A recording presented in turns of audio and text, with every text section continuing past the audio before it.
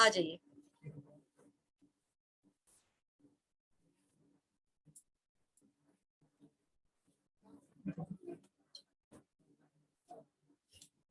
हो गया, बस हो गया। बहुत देर से आप लोग बात कर रहे थे और मैंने आपको रोका भी नहीं, राइट। यहाँ इतना सारा सीट क्यों खाली है? आगे आ जाओ, आगे आगे आ जाओ, क्या खाली है?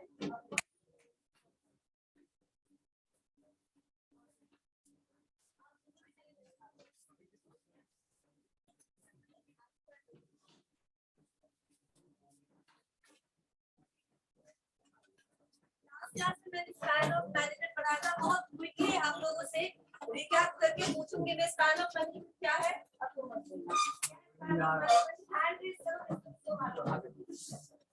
ऑफ मैनेजमेंट क्या है, हैंड रेज करिए। तो इधर नहीं मालूम है लास्ट क्लास में तुमने क्या है सर? सॉरी मैम, पहले पूछिए जगह पूछिए क्या पूछिए?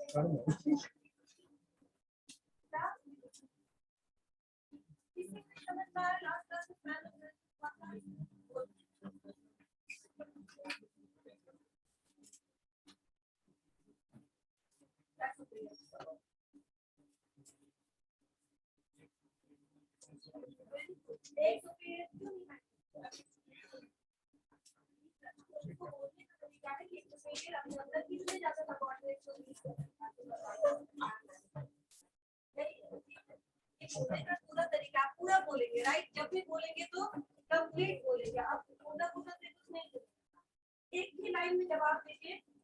जवाब होना चाहिए लेकिन कंप्लीट होना चाहिए। नेक्स्ट क्वेश्चन, कितने तरह का सवाल होता है? एक मिनट, जो बोल रहा बोलिए। कभी कभी बोलता है तो बोलने दो।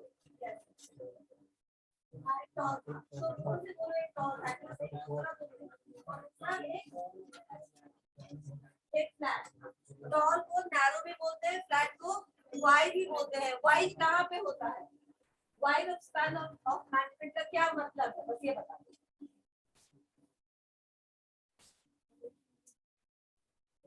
हाँ, यस। जब नंबर ऑफ सबऑर्डिनेट्स की संख्या ज्यादा होती है एक मैनेजर के अंदर तो वो वाइड स्ट्रक्चर हो जाता है। इसमें नंबर ऑफ हायरार्की अधिक होता है। Very good, right. और इसका अपोजिट होता है टॉल स्ट्रक्चर में, जहाँ पे एक सुपीरियर के अंदर कम से कम सबऑर्डिनेट्स होते हैं, जैसे कि 2 3 4 इतने ही सबऑर्डिनेट्स होते हैं और वो इजीली उनको मैनेज कर सकते हैं। लेकिन यहाँ पे number of hierarchy,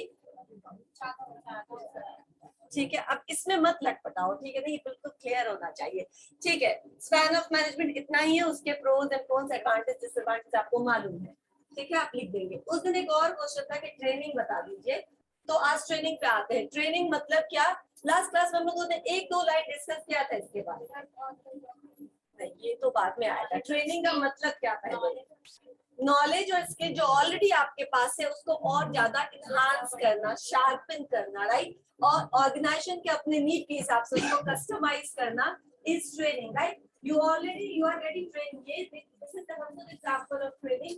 This is off the job training. Classroom training is the example of off the job training. Lecture method, classroom method, मालूम है ना आप लोगों को? ये off the job training का मेथड है। आप लोगों को ऑलरेडी यहाँ पे क्या कर रहे हैं? टाइम पास नहीं कर रहे हैं, आई होप सो, राइट। तो आप क्या कर रहे हैं? ट्रेनिंग ले रहे हैं कि मैनेजमेंट में कौन कौन से टॉपिक से किस तरीके से डिस्कस किया जाता है।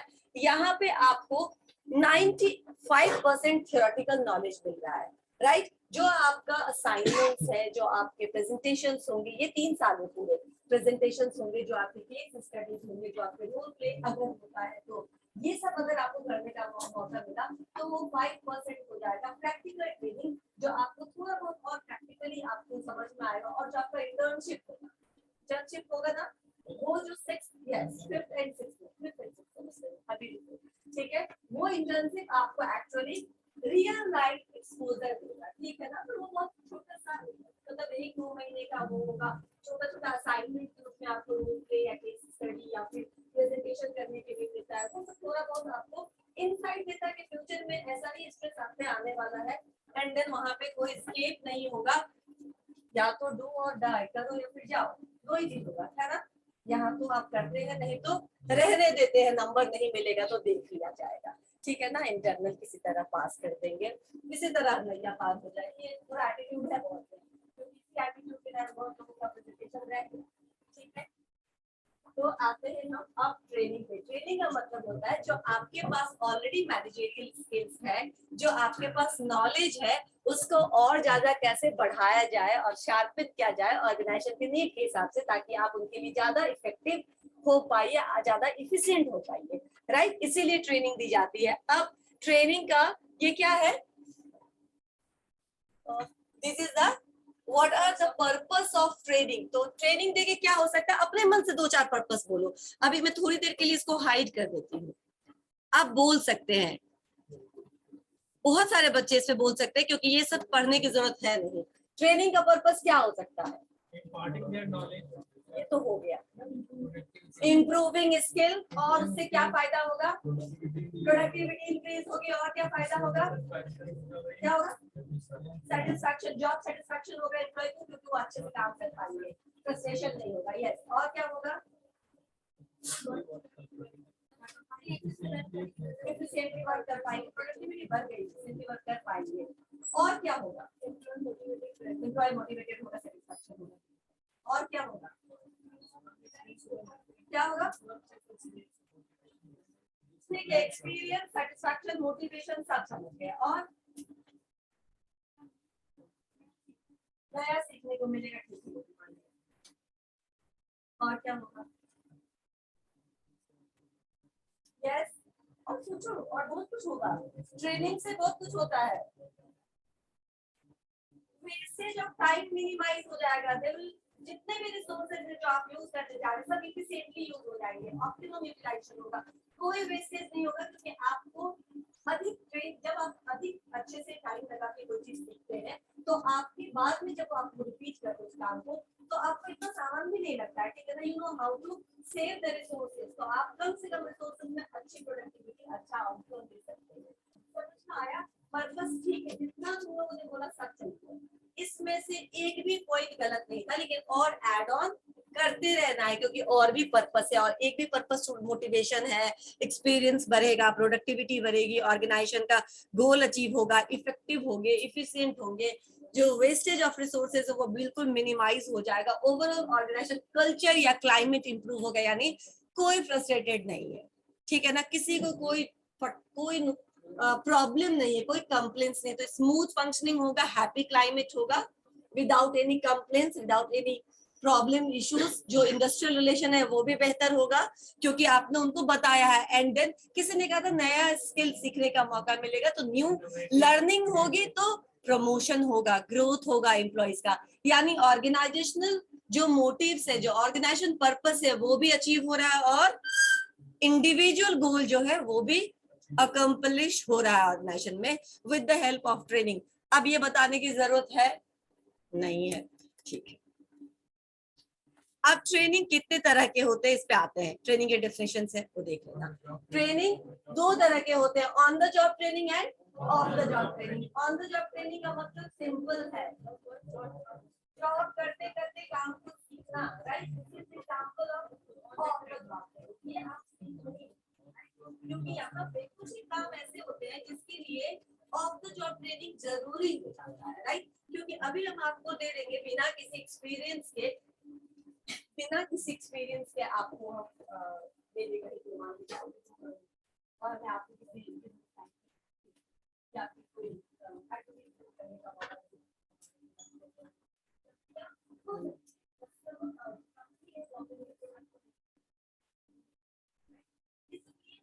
चीजों के लिए ट्रेनिंग जरूरी होती है, अचानक से उनको नहीं भेजा जा सकता। जैसे मॉक ड्रिल्स होते हैं डिफेंस में, राइट, एक्सरसाइजेस होते हैं डिफेंस में, होता है प्रैक्टिस करने के लिए। पहले उनका कितना सारा 6 महीने का, साल भर का रिगरस ट्रेनिंग होता है, उसके बाद उनको बॉर्डर पे भेजा जाता है। इम्पोर्टेंट है, राइट, है ना। वहाँ पे एक व्यक्ति क्या है, रिसोर्स है, तो ऐसे नहीं करवा सकते, उनको ट्रेन में मत कर, तब उनको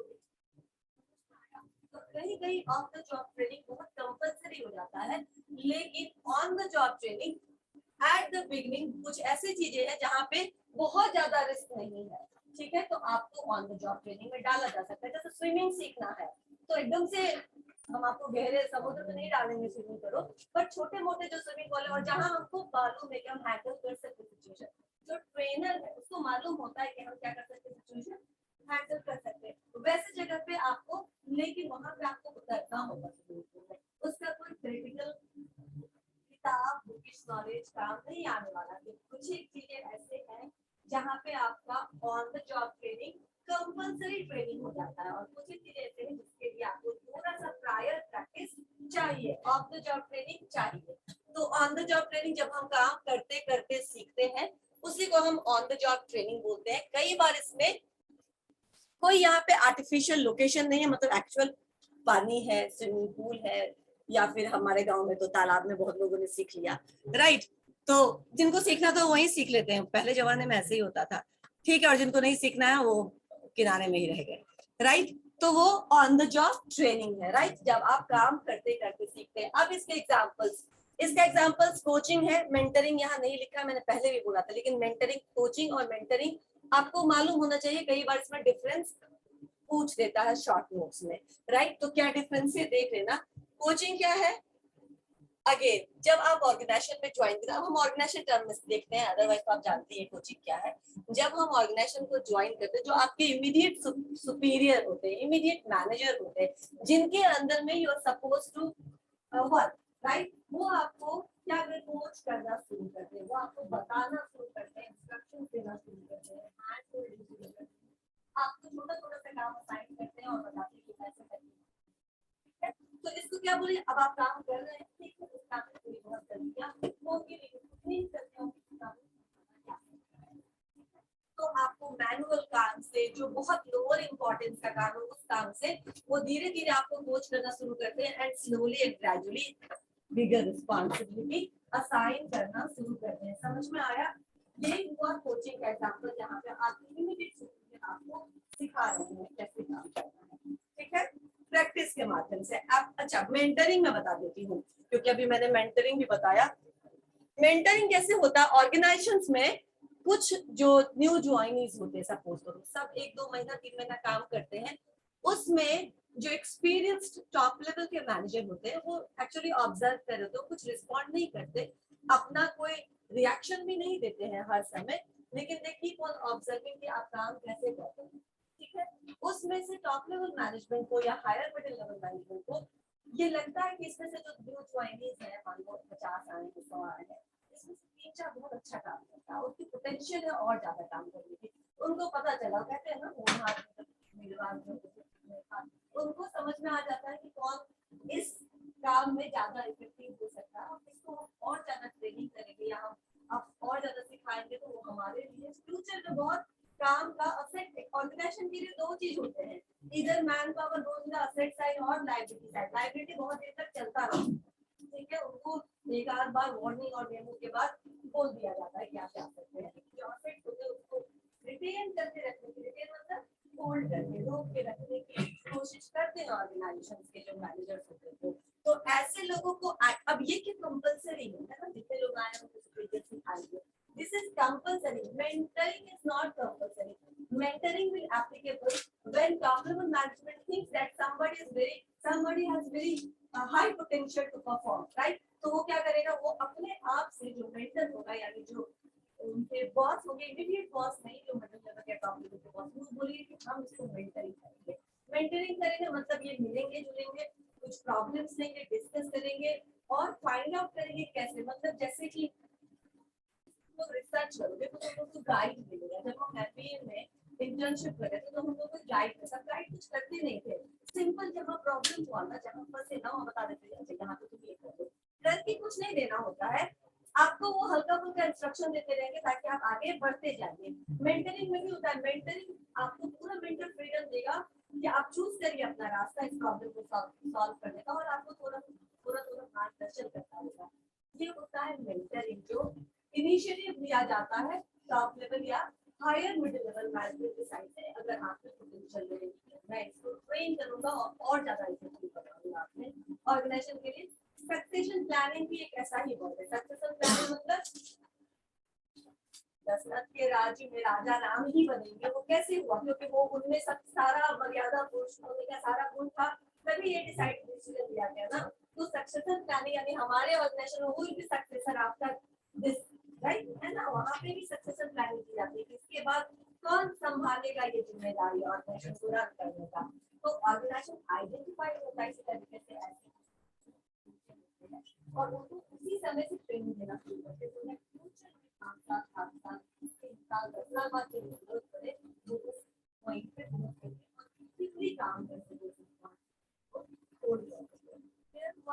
ये सब इसके लिए किया जाता है। Next, apprenticeship training. Apprenticeship training normally craft, art, skill, trade से रिलेटेड होता है। ट्रेड्स, क्राफ्ट, स्किल इससे रिलेटेड होता है, लेकिन अप्रेंटिसशिप टर्म सीए में भी होता है, ठीक है ना? सीए का जो फर्स्ट ईयर होता है उसके बाद अप्रेंटिसशिप होता है। मतलब क्या? हाँ, वो भी ट्रेनिंग ही है, लेकिन नाम हर जगह है ना। तो तुम्हारे लिए हमने इंटर्नशिप नाम चुना है, राइट? तो सीए के लिए नाम क्या है? इंटर्नशिप नहीं यूज करके वो अप्रेंटिसशिप यूज करते हैं। अब अप्रेंटिसशिप मतलब क्या हुआ? जैसे तुमने मान लो अप्रेंटिसशिप मतलब होता है क्राफ्ट, स्किल, छोटे तरीके ये एग्जांपल है।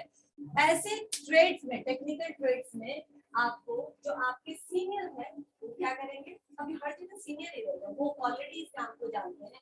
आप उस फॉर्म को या उस जो भी है उसको आपके जो अंदर जाते हैं, काम करते हैं, लगातार वो काम करते रहते हैं, लंबे समय तक ये ट्रेनिंग चलता है।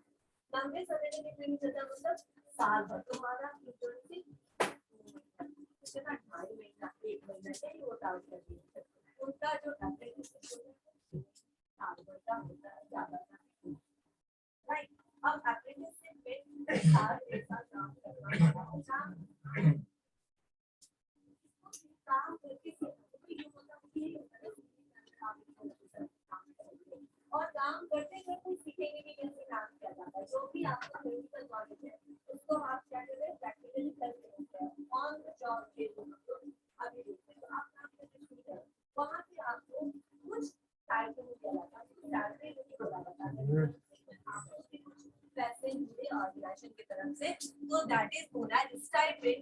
इसलिए क्योंकि वो आपके जेब खर्चे जैसा होता है ना, वो अमाउंट बहुत ज्यादा नहीं होता है, वो आपके पास आने जाने का जो खर्चा थोड़ा बहुत वो आपको पॉकेट खर्चे में यूज किया जाता है, पॉकेट मनी यूज किया जाता है, पॉकेट मनी उसका फॉरवर्ड टर्म है स्टाइपेंड, राइट? स्टाइपेंड मिलता है क्योंकि आप लंबे समय तक कर रहे हैं, तो कुछ ना कुछ काम तो आप उनके लिए भी कर ही रहे हैं ना।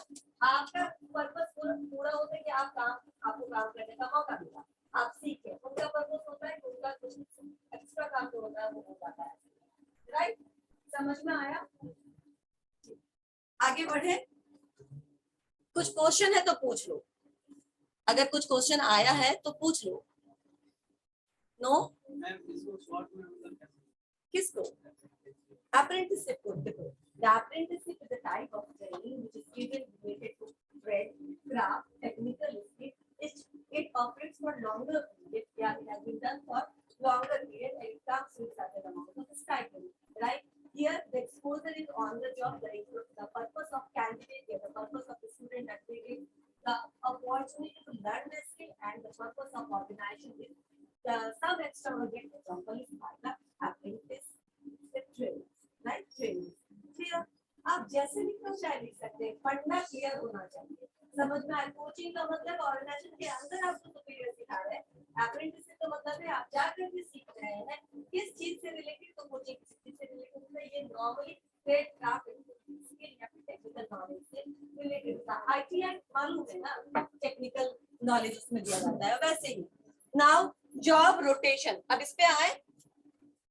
इस पे जॉब रोटेशन का मतलब, रोटेशन मतलब यस, रोटेट होते रहना। अब जॉब रोटेशन मतलब कभी क्लरिकल पोजीशन पे भी है तो कभी टिकट काटने के काउंटर पे है, राइट? कभी पैसे गिनने के काउंटर पे है, कभी किसी इंक्वायरी के काउंटर पे बैठा दिया। अब देखा तो मैंने भी बता दिया आपको, एक ही लेवल के, मतलब मान लो एक ही लेवल है, क्लरिकल लेवल है, तो क्लरिकल लेवल पे बहुत सारे काम होते हैं, राइट?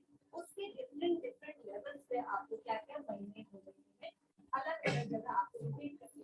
ऑलमोस्ट हर लेवल का आपको, तो आपको क्या मिला? आपको हर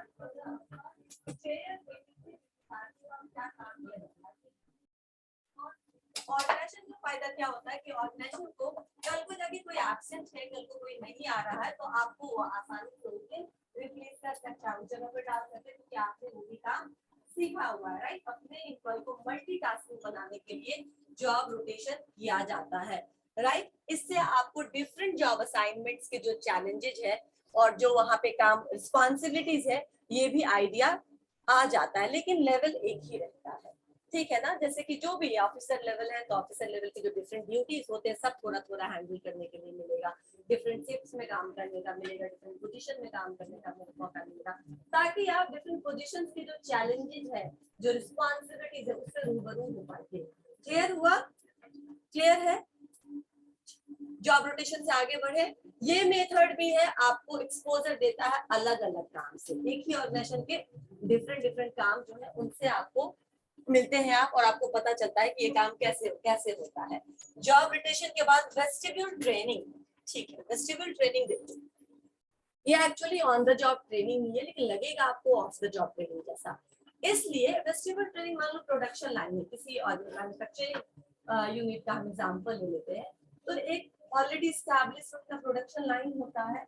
अगर कोई ऑर्गेनाइजेशन नहीं चाहता है अपनी प्रोडक्शन लाइन को डिस्टर्ब करना, ठीक है, क्योंकि यस, क्या हुआ, क्या हुआ, क्या बोले, एक बार फिर से बोलो अगर कुछ नहीं समझ में आया तो। क्या हुआ, कोई नहीं बोला अभी?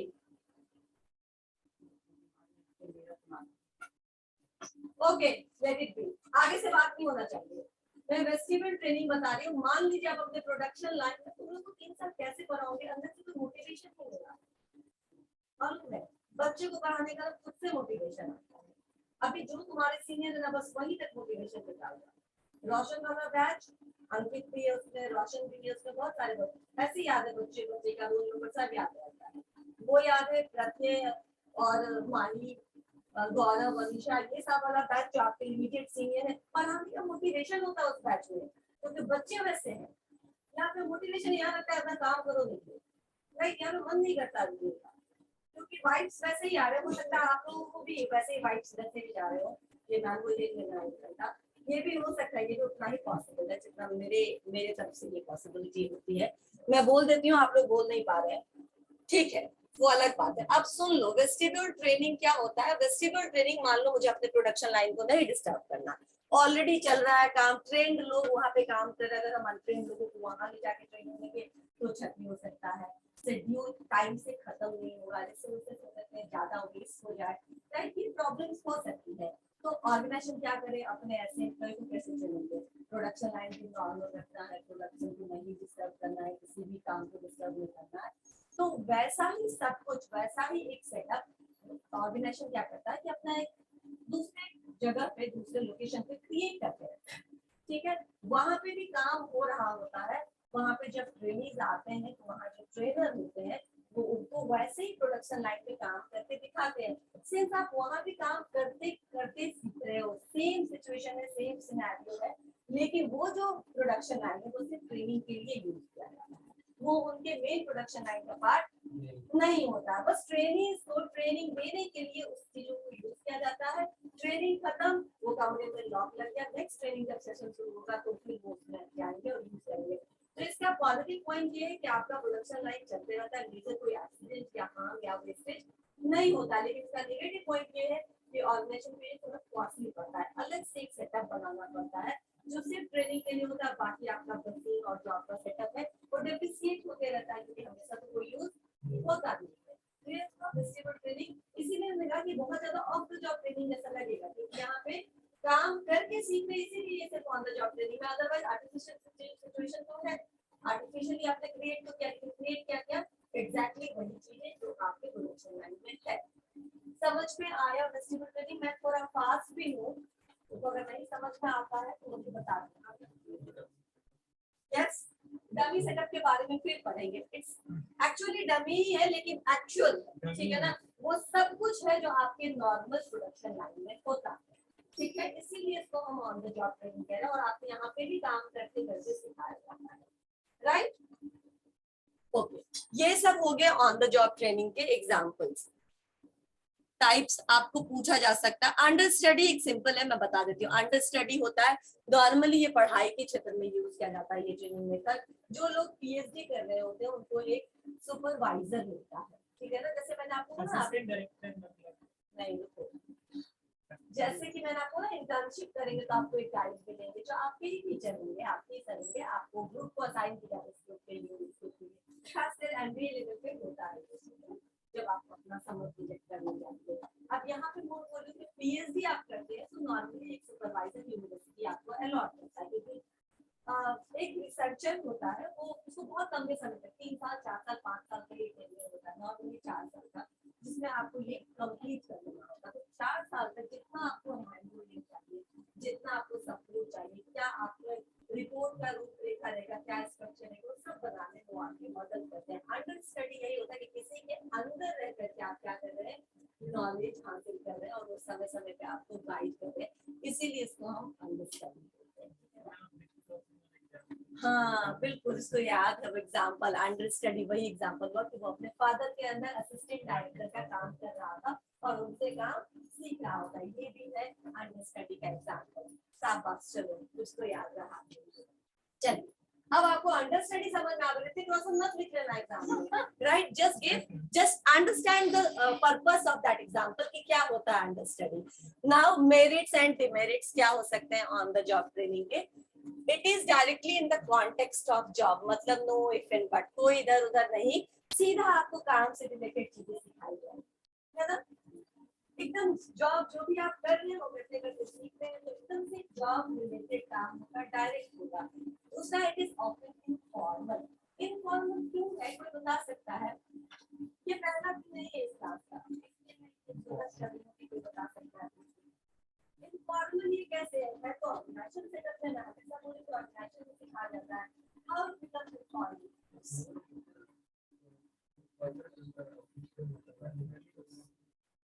जो भी बोलना है मुझे साफ साफ बोलो कि समझ में आ जाए। How it becomes informal? नहीं, किसी को नहीं मालूम है?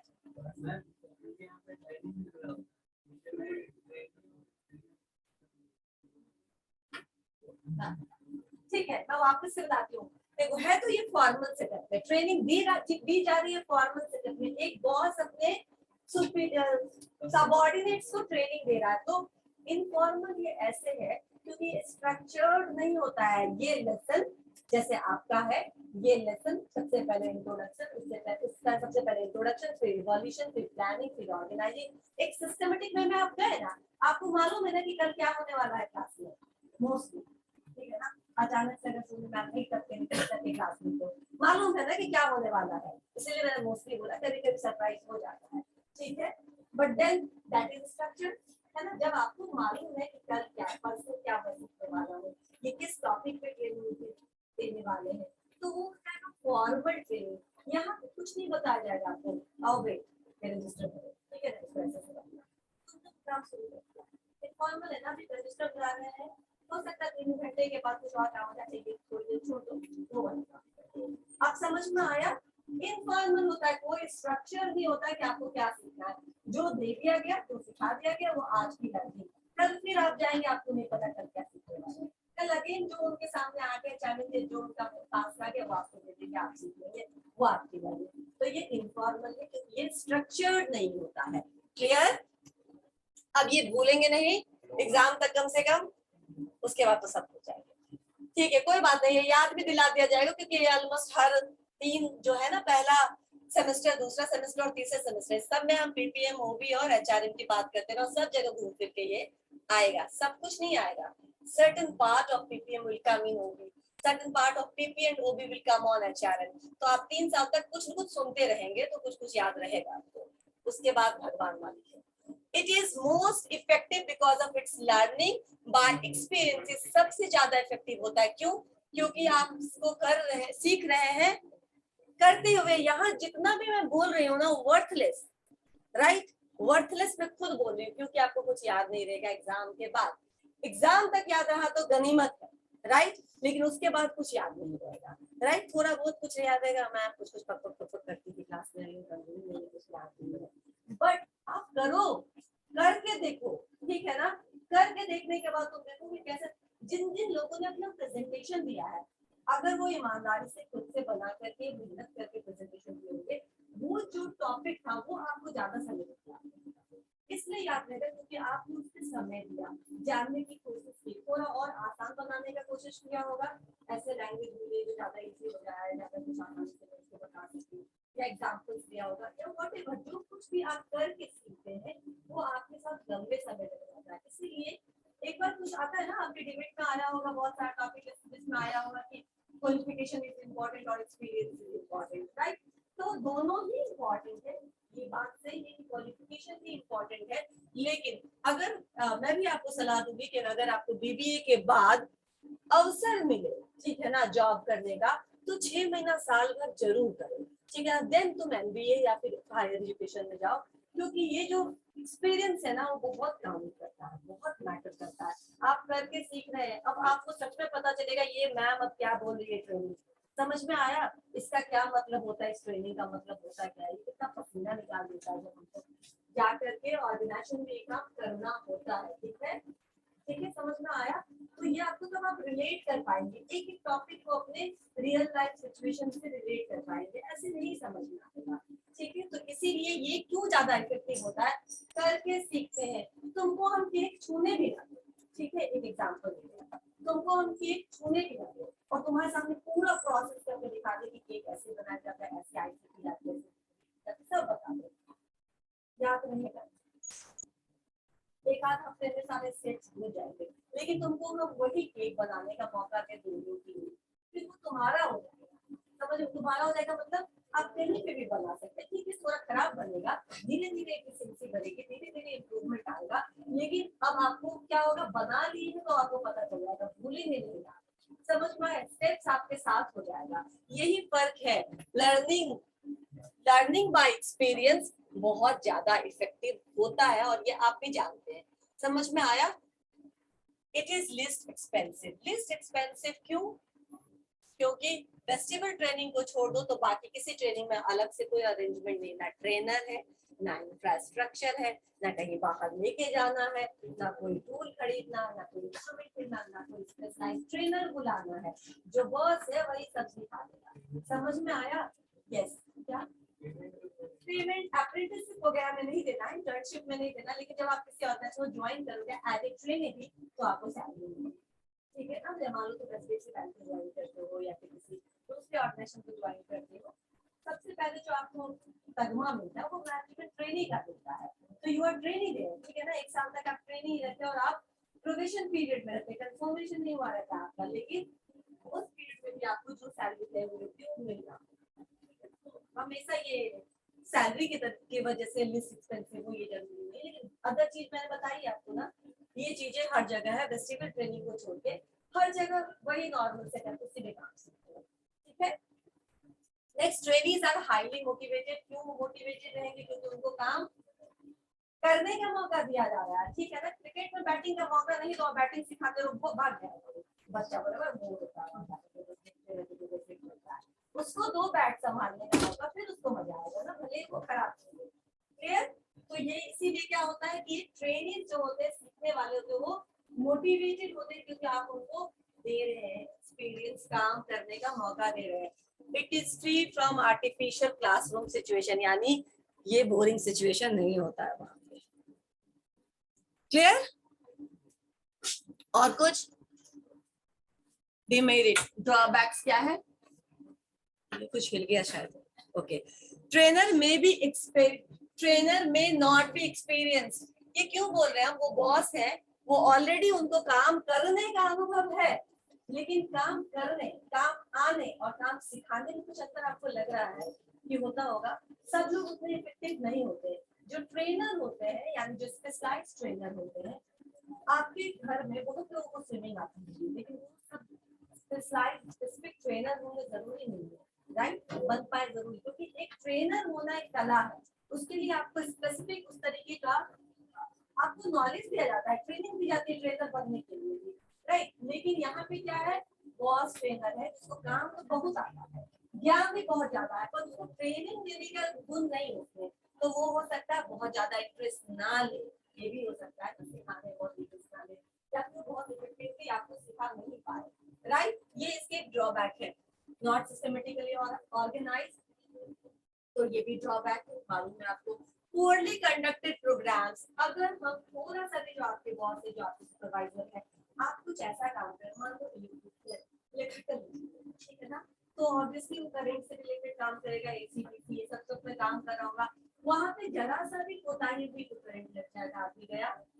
समझ में आया? तो जरा सा, मैं एक एग्जांपल दे रही हूँ, वैसे बहुत सारे एग्जांपल दे सकते हैं, कि जरा सा भी अगर उसमें दिखाया कि हाँ मतलब कैजुअलनेस आया अप्रोच में ट्रेन करके, तो क्या हो सकता है, हैजार्डस इम्पैक्ट हो सकता है या एक्सीडेंटल हो सकता है, राइट। सेफ्टी इश्यूज वहां पे हो सकते हैं। एंड जो ट्रेनिंग होती है वो हफाजार्ड मैनर, यानी मैंने बताया ना स्ट्रक्चर्ड नहीं होता है, कभी कुछ सीख लिया कभी कुछ सीख लिया, तो हफाजार्ड मैनर में होती है, तो ट्रेनर को परफॉर्म करने में प्रॉब्लम हो सकता है, क्योंकि बहुत ज्यादा डिसऑर्गेनाइज्ड वे में चलता है। क्लियर हुआ? ये तो अभी तक हमने एक ही पार्ट खत्म किया है, on the job training. Time हो गया क्या? अभी 10 मिनट है, ठीक है। क्या? ओके, अटेंडेंस भी लेना है ना। ऑफ द जॉब ट्रेनिंग अभी भी रह गया है, मैं थोड़ा सा शॉर्टकट में बता देती हूँ। लेक्चर्स एंड क्लासरूम ट्रेनिंग कितनी बोरिंग होती है बताने की जरूरत नहीं, राइट नाउ चल रहा है, ठीक है। यानी यहाँ पे सिर्फ सुनना है सुनना है सुनना है, नहीं यहाँ पे इंटरेक्ट भी कर सकते हैं, आप नहीं करते हैं तो ज्यादा बोरिंग हो जाता है, राइट। इंटरेक्ट भी कर सकते हैं, आप क्वेश्चंस पूछ सकते हैं, आप एग्जांपल्स बता सकते हैं, आप पार्टिसिपेट करेंगे तो ये इतना बोरिंग नहीं रह जाएगा। लेकिन बहुत ज्यादा अगर कोई आपको हायर लेवल का कुछ सीखना है तो it will has to start with off the job training, जैसे लेक्चर्स मैंने कहा या फिर क्लासरूम ट्रेनिंग होती है।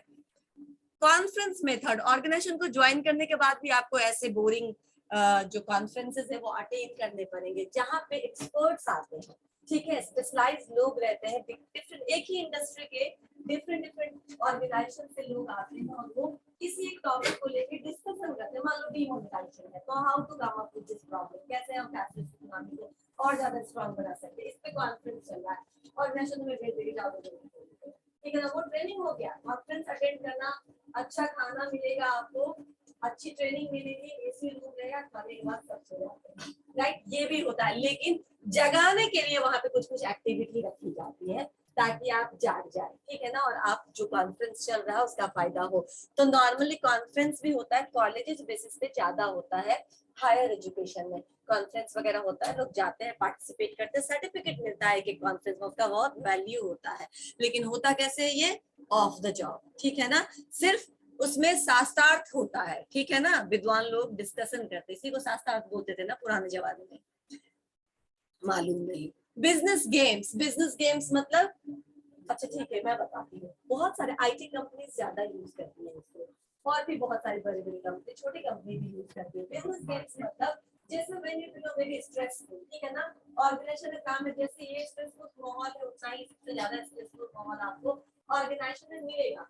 तो ऑर्गेनाइजेशन जानते हैं कि हमारे एम्प्लॉय काम करते करते थक जाते हैं, स्ट्रेस हो जाता है, और फिर ये ऐसे स्ट्रेस आउट एम्प्लॉय से काम करेंगे तो प्रोडक्टिविटी किसका नेगेटिव असर पड़ेगा, इसीलिए उनको कभी कभी बाहर ले जाया जाता है, ठीक है ना, ऑर्गेनाइजेशन के सेटअप से बाहर, जहाँ पर आप फ्री है, रिलैक्स, वहाँ पे आप योगा, मेडिटेशन, प्रैक्टिसेस जो भी करना है करिए, आपका अपना टाइम होगा। उस बीच में आपको कुछ नए नए बिजनेस गेम्स खिलाए जाएंगे, जिससे आपके जो प्रमोशन से रिलेटेड हो सकता है, प्राइसिंग, कोई नया प्रोडक्ट है, बताओ तुम उसको कैसे प्रमोट करोगे, बिजनेस गेम्स हो गया। तो इस तरह के डिफरेंट बिजनेस गेम्स दिए जाते हैं, जो ग्रुप बना बना के हर एक ग्रुप को दिया जाता है, चेक करने के लिए कि आपका एनालिटिकल जो स्किल है वो कैसा है, आप कैसे इस प्रॉब्लम को सॉल्व करते हैं। बहुत तरह के गेम्स होते हैं, मान लो कार्ड्स का एन बना दिया गया या एम बना दिया गया, कुछ ऐसा बनाया गया, और एक जगह से बोलेगा कि आप एक कार्ड को गिराइए ताकि उसी से सब गिर जाए, जिनके गिर गए वो हो गया। तो आप किस तरीके से करिएगा, वो आपको एक मिडिल में आपको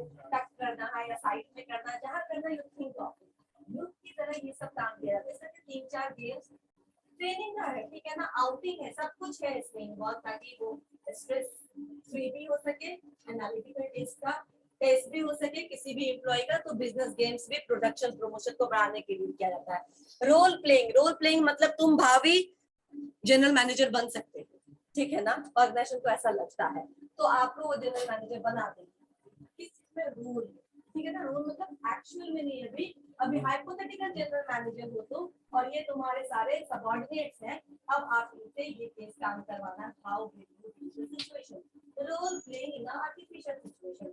आप सच में उस पद के दावेदार हैं कि नहीं ये पता चल जाएगा, लेकिन ये ऑफ द जॉब, राइट। तो इस तरीके से सबका अलग अलग रोल दे दिया जाता है जो अभी एक्चुअली वो है नहीं, फ्यूचर में वो हो सकते हैं, और फिर वो उस रोल में कैसे फिट अपने आप को बैठाते हैं, ठीक है ना, कैसे प्रूफ करते हैं। केस स्टडीज मैंने अभी बोला, कोई समस्या है या नहीं है वो हो सकती है, ठीक है ना, ऐसे केसेस आपको दे दिए गए, how will you deal with such situation, ठीक है ना। केस स्टडी होता है, मतलब देखो ऑर्गेनाइजेशन में डीसी को भेज देते हैं बच्चे, ठीक है ना, एग्जामिनेशन का डेट नहीं आया, रिजल्ट में कुछ भी डिले हो गया या फिर गड़बड़ रिजल्ट हो गया, मान लो सबको लगता है कि ये क्या रिजल्ट दे दिया मेरा, ऐसा नहीं होना चाहिए, ऐसा होता है। अब ऐसे ऐसे ऑर्गेनाइजेशन हो सकते हैं, यूनिवर्सिटी हो सकते हैं, आप कैसे डील करेंगे इस केस में, आप इसमें किसी रहेंगे तो क्या करेंगे, मार खा लेंगे या लोगों को शांत करा देंगे, ठीक है ना, और फिर उनके सिचुएशन को सुनेंगे, हैंडल करेंगे और फिर उनको 15 दिन में री रिजल्ट जो होगा वो इशू करा देंगे। How will you deal the situation, right. Case study कभी ना कभी मिलेंगे, केस स्टडी मैं आपको बताऊंगी कि बहुत मुश्किल होता है, और एचआर का केस स्टडी होता है, मार्केटिंग के केस अलग अलग ऑर्गेनाइजेशन में जो भी है ना, वो केसेस होते हैं, अगर आप उसको कैसे यूज करते हैं। ये केस स्टडी भी क्या है, ऑफ द जॉब ट्रेनिंग का। अच्छा, ये सारे एग्जीक्यूटिव लेवल्स पे होते हैं। Again on the job training बहुत इफेक्टिव है, लेकिन लोअर पोजीशन के लिए केस जितने भी हमने पढ़ा भी ऑफ द जॉब ट्रेनिंग सब हायर पोजीशंस के लिए यूज किए जाते हैं, एग्जीक्यूटिव लेवल्स के लिए यूज किया जाता है, क्योंकि this is more to use physical से ज्यादा मेंटल एक्सरसाइज से रिलेटेड है, this has to more deal with the mental activity, analytical skills. इसीलिए मैं हर प्रॉब्लम सॉल्विंग हो या फिर रोल प्लेइंग हो या फिर केस स्टडी हो या फिर बिजनेस गेम हो, सब क्या टेस्ट करता है, तुम्हारे एनालिटिकल स्किल को। और T group training, again T group training को भी यही बोलते हैं सेंसिटिविटी ट्रेनिंग। आप जब हायर पोजीशन पे चले जाइएगा तो आप अपने जूनियर्स के साथ कैसे डील करेंगे, you have to be empathetic. Empathetic मतलब सेंसिटिव, दूसरे के पोजीशन को लेकर, दूसरे के सिचुएशन को लेकर के सेंसिटिव होना। एम्पैथी का नॉर्मल मतलब होता है to put yourself at other situation and then feel the problems difficulties of that particular person, ठीक है। तो आपको ये भी जब आप टॉप लेवल पे होते हैं तो आप झुकना भूल ना जाए, इसीलिए आपको सेंसिटिविटी ट्रेनिंग भी दी जाती है, क्योंकि बहुत जरूरी है। If you are not sensitive towards your employees, towards your colleagues और टुवर्ड्स योर सबऑर्डिनेट, इसका भी नेगेटिव असर पड़ेगा। समझ में आया। इसके साथ मैं खत्म करती हूँ, एडवांटेज डिसएडवांटेज तुम लोग खुद पढ़ लेना, कोई प्रॉब्लम हो तो पूछ लेना, ठीक है।